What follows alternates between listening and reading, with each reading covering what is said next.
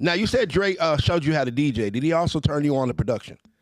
Yeah, he taught me how to produce. He taught me how to, he started me out with the MPC 60. And he was just like, he said, I got a drum machine. He said that I left with 187. He said, if you go get that drum machine, you can have it. Wow. So I went over there to 187. I was like, Hutch, Dre told me to come get the drum machine. And 187 unplugged that mug, put it in the little case thing, gave it to me. Wow. And then when I came back with the drum machine, he was just like, yours, you can have it, and he showed me how I still got that drum machine to this day. I still have it. Still got my discs and everything. And he showed me how to produce, as far as he showed me how to sample, Right. Production wise, I picked that up on my own. But my job was when we was working on the Chronic was to go get all the samples and bring everything back and ideas for what we was doing with him, which was the Chronic. We was trying to do whatever we could do to blow Dre up. Right. Giving him all our energy and everything that we had instilled in us. No, that's hard. That's hard. It's been said that you single-handedly saved Def Jam. How? Well, they didn't have no money. There it is. They didn't have no money. Hey, that's saving it right now. Yeah, they didn't have no money. Yeah. So and Lior and them told me the story. They was like, we had to use credit cards, like getting credit cards to in order to fund your record. You know what I mean? We was getting credit cards and doing this and doing that. And the record company was on the verge of going downhill and like potentially it not being another Def Jam. And I came with Regulate. Wow.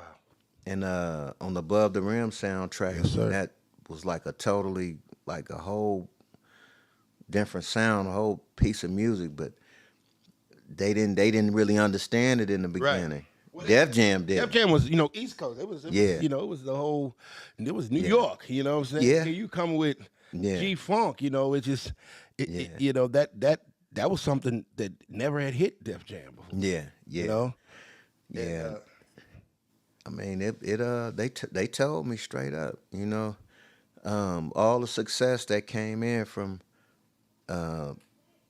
first Endo Smoke, because that kicked it off to where people knew who I was. But when I connected with Def Jam, and then I still did the Above the Rim soundtrack, where I was the first single on there, and then we took the first single from Above the Rim, repackaged it, and made it my official single, and then shifted out again.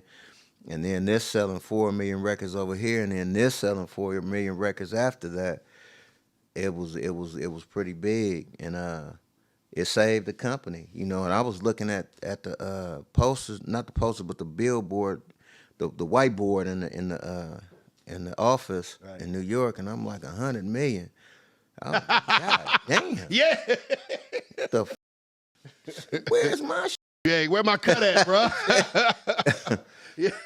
So I just kept grinding, kept grinding it, and just wanted to keep going, So I started doing my albums and started doing production for everybody, and because that's what I was doing before I even did my album. I was doing more production, but I could rap, Right. So.